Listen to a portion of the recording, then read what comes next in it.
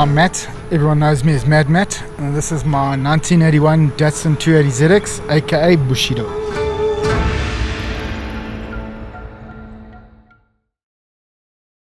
Hello Matt. How's it, John? Built not bought, huh? Damn right. Damn right. It's my little girl. My little girl. Appreciate all the love that you guys have given me and everyone else that's giving me love and all the people that have helped me with the car. And that's all. Enjoying the limelight. That's a crazy colour, hey? I think it's more the texture that catches your eye. It's not normal. It's big overseas in the States. The guys do them the 4x4s and that sort of stuff. So it's a Raptor coating. So it's like a urethane epoxy coating. Yeah. But it's tintable. So you can change it any colour you want. Kit, should you get a black kit or you get a tintable kit? I went with a Nardo grey.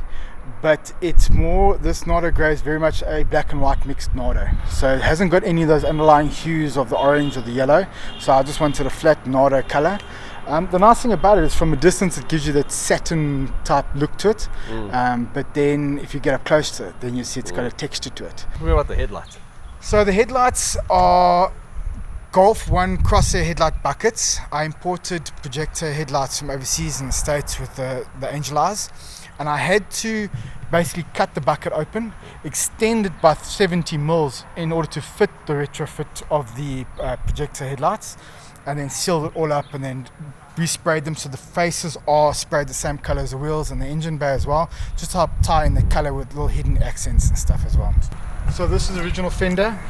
We blocked out the indicator, so we took the indicator out obviously because I've got indicators in the front headlights now. We cut these vents in there just for something different. The custom side stills, I designed those. It's not another set. These may look like disco lights, but they're not. They're actually functional, eh? So yeah, because we took the indicators out of the fenders, I obviously need to try and incorporate a fender light or an indicator light on the side of the car. And we then retrofitted these LEDs, 12 volt LEDs into these panel mounts and then used them to then help anchor the fender flares into place, and imported some sequential drivers from overseas, so it obviously runs off like the Audis and the new modern day cars do. So it's front and back? Front and rear. So obviously I've got the hazards on now, so all four are going. But then if I indicate left, then just the left side of the car goes. If I indicate right, then obviously the right side of the car goes. Let's talk about the wheels, man. They're awesome, man. So the wheels are BBS reps that I got from a mate of mine. In the front, we took 50 mils at the back and added 50 mils to the front. And in the back, we took 70 at the back and then added 70 to the lip. So the problem with that is I wanted to go 17s. I wanted that beefy look to it.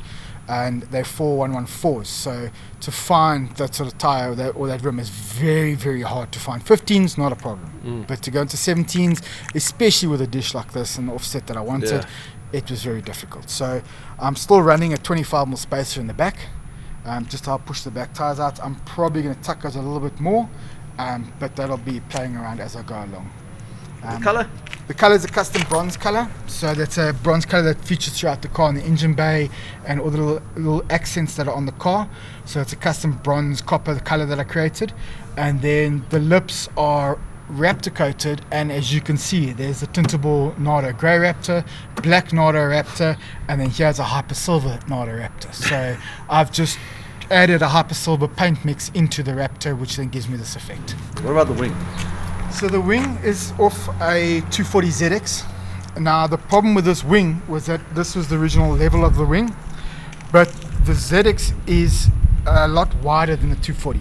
So it stopped here. So I rebuilt this whole section left and right, as well as added this extra lip just to give it a bit more height and to be different. I didn't want to do a flat looking ducktail because everyone's got a flat looking ducktail. I wanted to do something different. So that was redesigned and molded and fiberglass and rebuilt as well. Okay, let's stop pussyfooting. These freaking tail lights, my man. I think these things have got a lot more attention than I think they were originally going to. And so what made you go this route? Was there something wrong with the original tail lights? No, so the original tail lights were in perfect condition. I polished them up and I was going to use them before, and then I thought, okay, cool, let's do an Infinity style tail lights. I saw them on an R32 Skyline overseas in the States. Got chatting to the guy that created them, and he told me how he did them and what he did, and I manipulated them to work on my headlights, built those, and then coming towards the end of the build, I liked them, but they just weren't popping enough for me. They were different. Don't get me wrong, they were different and they would have been wow. And then Nathaniel, a mate of mine, he showed me the Lamborghini that's got these vented style tail lights, and I thought, wow, that will just tie in with the red diffuser, with the side skirts, the front lip, those sharp lines. This will tie it in 100%. So as you can see, the red lights now, those are my running lights, my brake running lights. Then the longer vents are my brake lights, indicators, and then the ones down the sides are the reverse lights. So you cut thin strips of perspex and you ran the LED lights behind it? My wife printed me, cut some balsa wood and MDF wood, rebuilt it as a sample just to check measurements and how we were going to do this. And then she then got a laser cut for me, ordered the perspex, laser cut for me, and then I basically then when I got the LED lights that I wanted. And then a friend of mine, Sean from Ace Customs, he helped me work out the best ratio for the lights so that we didn't get hot spots. You don't get hot spots in the red and stuff like that. That it's a pretty even dispersion of light through the tail lights. So this is the original backing plate. This has always been, it used to have a keyhole in it, which I've then blanked off as well. But small little details to any build is that I have taken this back trim piece, and I've shortened it by 30 mils. So the original one used to stick out 20 mils, and it just looked eyesore. So I shaved that and then I flushed it in a bit tight. And the diffuser's custom. So that's with an ACM product. So it's basically a half mil aluminium with a 3 mil plastic composite, another half mil aluminium. Is heat retarded as well, so it will handle the heat from the exhaust and anything else. It's also black wrapped as well for obviously for durability. All custom built underneath. It wraps in underneath the fuel tank. The fins are designed. I designed the fins and everything like that. Built it myself, installed it myself, did it myself. What's your favorite part of the car? The car. No, I don't because I've done everything to the car. So I've built the car, so every little thing has got a story to it. Everything's got a meaning to it. Everything's got a reason to it. So the whole car. The biggest thing that I love in the car is the head turning. That's the biggest thing. It's the look on people's faces and they don't realize what it is, and to see something different like this. Obviously, being JDM Japanese, I got this material. When I got this material, we changed everything in the material. So the grey of the koi fish represents the color of the car. The blue represents the ambient lighting within the dials and the cluster. The golden copper represents the wheels and the engine bay. The red obviously for the seats and the rising sun of the JDM culture. I've done it the way I want it done. The line of work that I'm in, the high level clients that I deal with, everything has to be precise and it has to be done to a standard. And my problem with any industry now is that people are quick to take your money but not quick enough to give you the effort and the time to do something right. So like I keep on saying, there's things in this car that I've done it my way. If it's the right way, maybe not. But is it my way and I'm happy with it? Yes. At the end of the day, if something falls off or breaks or cracks or need to fix something, I can't get cross at you because you didn't do it right or you didn't do it the way I would have thought you should have done it. It's me, it's my fault, I built it, I'll fix it. Yeah. Sean from Ace Customs, he helped me build this because these didn't come with door speakers and the orientation of the speakers in this car is very odd.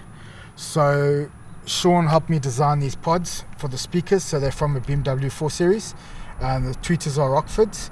These panel gaps and the panels that we built in here with the LED lighting is just for ambient lighting. I mean, if you look at it in the modern day cars, the BMWs, the Audis, that sort of stuff, they all play with these little ambient lighting things. It's just something different. That's trick, eh? Very lekker. In the door handles as well, so we rewrapped the door handles.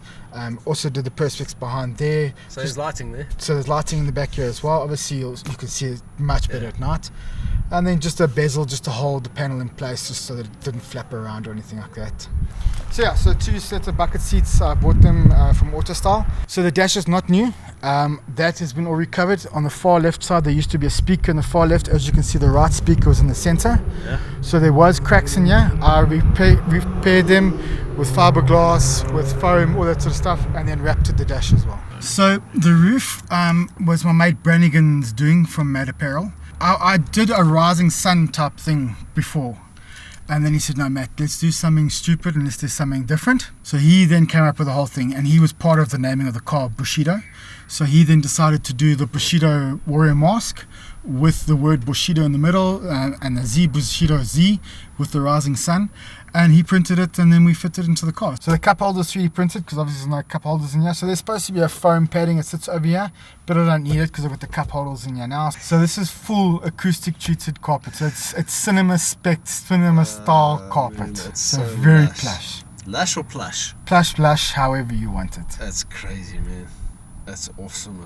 Yeah, just playing around things, and this is me. This is me doing things, coming home, getting a bug in me, and I want to do something. I play around. So we want to do this. I wasn't happy about this, just having a square box in the back.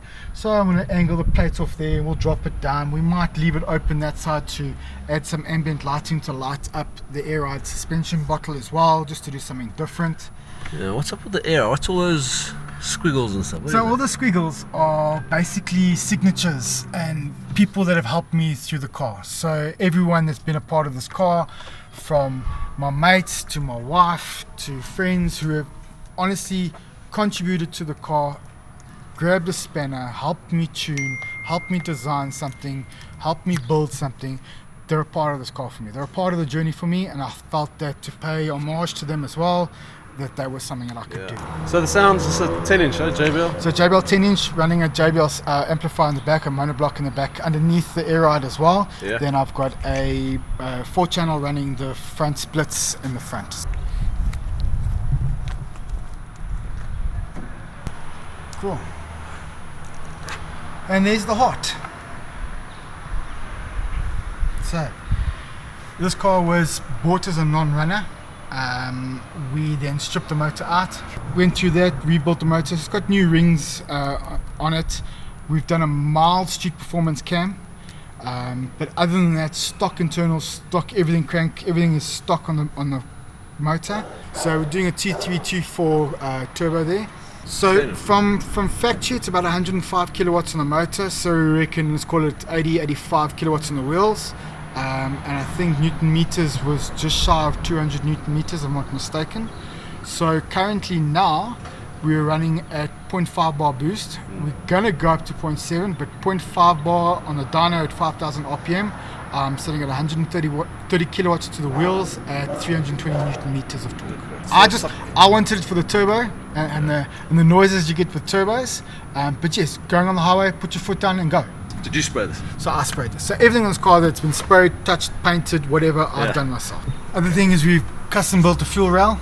There's 370cc injectors in there. I built this cover bracket just to help the wiring, just neaten things up. So that's also custom built.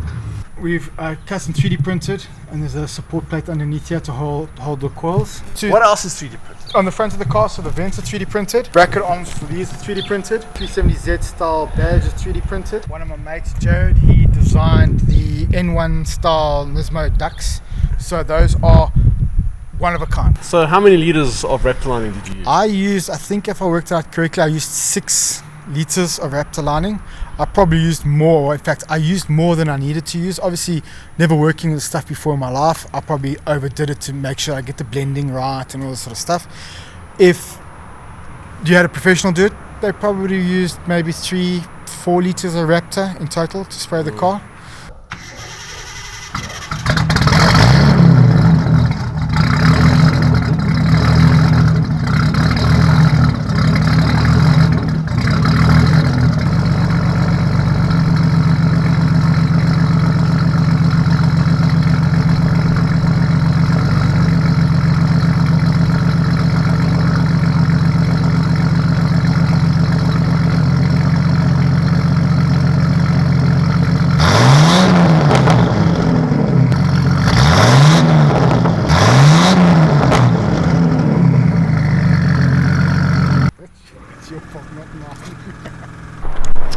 Thanks for joining us. Pleasure. I was taking a nap in the car as I was relegated there because I talk too much. So we'll get in the car and leave from here. Then he'll shit me out and tell me, do you know, I couldn't do my work because all you were doing is talking.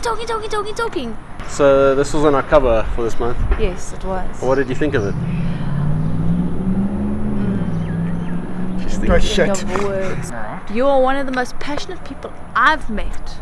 I appreciate that. In the years of doing business, in terms of how you self did this car. You did it by yourself.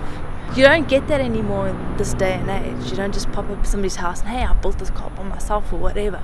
Everybody sends it to somebody and somebody and somebody and somebody like Joel and I do, you know. So the fact that you did it, and when you were chatting to me about it, the passion that came through, I don't often see with people in their cars. And you live it, you breathe it, you love it. No, I respect that. And I I respect enjoyed that so your much. car because it was you and not somebody else. And you were giving everyone else credit for it. It was yours. And that was one of the main reasons he made the cover as well, because there's a lot of work and effort and Yes, time. 100%. It's surreal for me that Yeah. guys like you have seen, not cars like this, but you've seen a lot of cars through the many years that you guys have been doing Yes. this. And to get the words that you've said and the conversations, and for you to post it on your back wallpaper on your social media, the car was never built for that. It was built for me. It was something Yes. I wanted, and I did it the way I wanted it for my enjoyment. But this is what we all live for. When I was growing up, when we were younger, Speed and Sound, we had the cars on the wall, and I want this, and whether it was the RSRs or the cadets, or it was like, we want this body kit, and you know, we built our cars looking in magazines. When I was that little kid, I was that 8, 9, 10-year-old boy that wanted this. To now do what I've done and have another 9, 10-year-old kid Look at it. look at it and go, Yeah. I want that. Yes. It's inspirational. There are a lot of Polos and Beamers, and all of those cars are hot. Yes. But this is different, and it comes out of your garage. It wasn't sent to a tuner's garage, and you're not associating this build with somebody in the industry but yourself.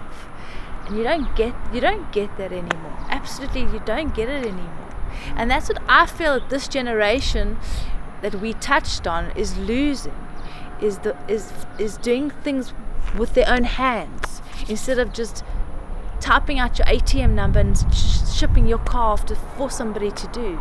Like guys they're scared to get stuck in and just do it themselves these days. Look, I am scared. I am. Yeah, but a lawnmower is complicated. It's terrible. It's pretty weird driving with a car with the rearview mirrors on the bonnet, I'll be honest. It takes a lot of getting used to. I feel like I'm in a cockroach or a spider or something. How do you ignore it? I don't. You get used to it when you see it.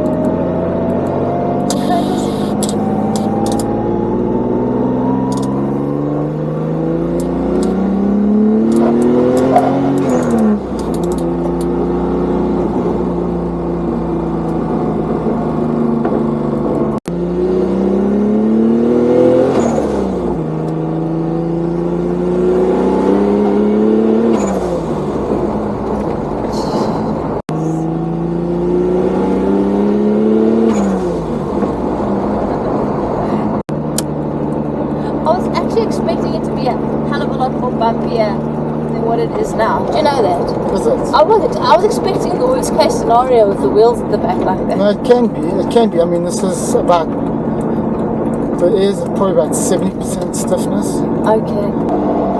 I don't mind bumpy cars because I've had a Mark 1 on cut springs. So, you know, I know how to handle myself from Secunda.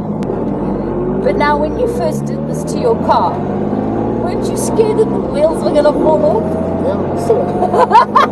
Because I was at the back in the bucket and I was looking, I was like, please don't fall off, please don't fall off.